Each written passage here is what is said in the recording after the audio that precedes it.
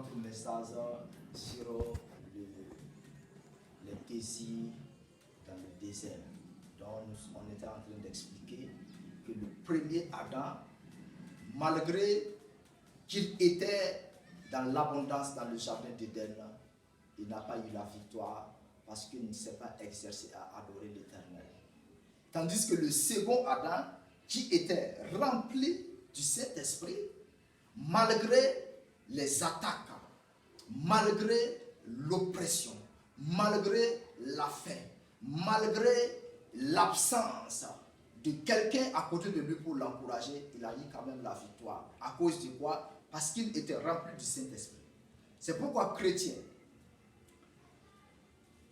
c'est pourquoi Jésus, avant d'envoyer ses disciples, il a dit de rester à Jérusalem jusqu'à ce que vous soyez remplis du Saint-Esprit.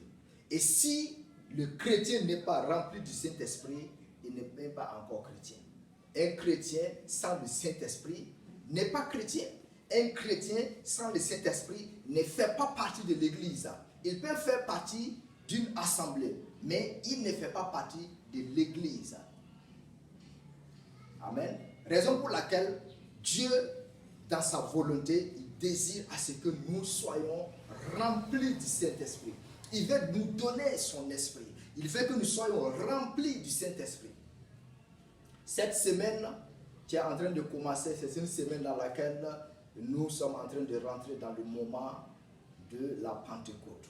La Pentecôte, qui est en quelque sorte la Pentecôte à travers laquelle l'Église est née. Puisque la Pentecôte existait bien avant la naissance de l'Église. Et la Bible dit que les apôtres étaient remplis du Saint-Esprit. Et comme ils étaient remplis du Saint-Esprit, ils étaient maintenant qualifiés à servir le Seigneur. Et c'est pourquoi si nous ne sommes pas remplis du Saint-Esprit, nous ne sommes pas qualifiés pour être serviteurs de Dieu. Si tu n'es pas rempli du Saint-Esprit, tu n'es pas qualifié pour marcher avec Dieu, puisque tu ne pourras pas. C'est pourquoi il était important que Jésus-Christ lui-même, après son baptême, il fut rempli du Saint-Esprit. Et après quoi, il a été conduit dans le désert pour être tenté. Et nous allons voir, nous allons développer une partie. Jacques nous dit que l'homme est tenté lorsqu'il est attiré et amorcé par sa propre convoitise. Vous savez, Satan nous tente lorsqu'il voit qu'il y a quelque chose que nous convoitons. Là, il nous tente. Et Jacques a dit que l'homme est tenté lorsqu'il est attiré et amorcé par sa propre convoitise. Et vous savez, si tu as faim, forcément, tu vas convoiter la nourriture, même si tu ne trouveras pas. Et comme Satan a vu que Jésus-Christ avait faim, il avait dit qu'il eut faim. Satan a vu que Jésus avait faim, il s'est approché de lui, il a dit transforme ces pierres en pain. Mais Jésus a compris. Jésus savait que c'était un piège. Mais puisqu'il était rempli du Saint-Esprit et qu'il connaissait la parole, il était rempli du Saint-Esprit, il connaissait la parole, il pouvait maintenant dire à Satan que l'homme ne vivra pas de pain seulement, mais de toute parole qui sort de la bouche de Dieu. Puisque le Saint-Esprit, plus la parole, est égal à la victoire. Et puisque Jésus était rempli du Saint-Esprit et il avait une grande connaissance aussi des Écritures, il pouvait s'élever contre Satan. Aujourd'hui, nous voyons beaucoup de chrétiens qui disent qu'ils font des prières de combat. Ce n'est pas mauvais, c'est une très bonne chose, c'est des exercices.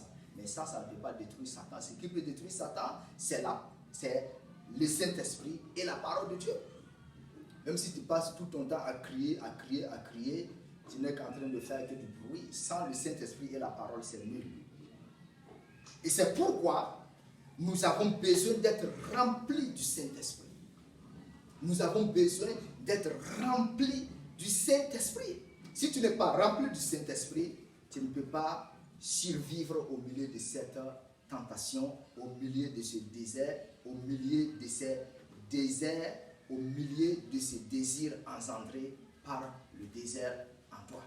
Parce que c'est le désert en toi qui engendre le désir Et le désir en toi engendre la convoitise. Et la convoitise, sans la puissance du Saint-Esprit, tu ne peux que tomber dans les pièges de Satan. La convoitise. Et la convoitise peut s'amplifier si tu ne pries pas. La convoitise s'amplifie si tu ne comptes pas sur le Seigneur. La convoitise s'amplifie si tu n'as pas le Saint-Esprit. Parce que c'est le Saint-Esprit qui pourra t'aider. C'est le Saint-Esprit qui pourra nourrir ton âme. La Bible dit que les enfants d'Israël, ils sont dans le désert, ils ont commencé à pleurer. Ils ont commencé, un grand gaillard qui va commencer à pleurer pour une histoire de viande.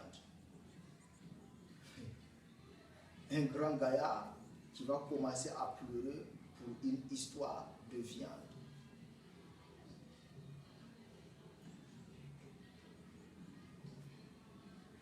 Et beaucoup pleurent. Il ne faut pas pleurer pour des futilités. Avec le Saint-Esprit, on ne doit pas pleurer.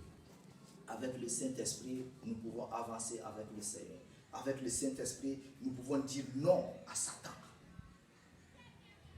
Avec le Saint-Esprit, nous pouvons contrôler ses désirs en nous. Avec le Saint-Esprit, nous pouvons contrôler ses désirs en nous. Le désir n'est pas une mauvaise chose, mais le désir est très mauvais si il n'est pas contrôlé. Le désir est très mauvais s'il n'est pas dompté. Parce que si tu veux posséder tout ce que tu désires, tu ne peux qu'avoir de problèmes. Tu ne peux qu'avoir de problèmes. Nous allons encore conclure cette partie. Nous allons conclure cette partie. Le premier Adam, malgré qu'il avait l'abondance au milieu du jardin d'Éden, il n'a pas eu la victoire parce qu'il n'a pas adoré Dieu, parce qu'il n'a pas contrôlé ses désirs. Le second Adam a eu la victoire dans le désert puisqu'il était rempli du Saint-Esprit, et le Saint-Esprit est en quelque sorte, je ne dis pas que le Saint-Esprit est le jardin d'Éden, mais le Saint-Esprit est en quelque sorte, je dis bien en quelque sorte, une sorte, le Saint-Esprit est en quelque sorte le créateur. Le Saint-Esprit est en quelque sorte celui qui a engendré, celui qui peut engendrer le bonheur de l'homme. Et le Saint-Esprit en Jésus-Christ complète Jésus-Christ de toutes sortes de bonheur. Le Saint-Esprit complet, il était suffisant. Si tu sais vivre avec le Saint-Esprit, tu sauras que tu as tout. Tu n'as pas besoin de ce qui vient d'ailleurs, mais tu as besoin de ce qui est.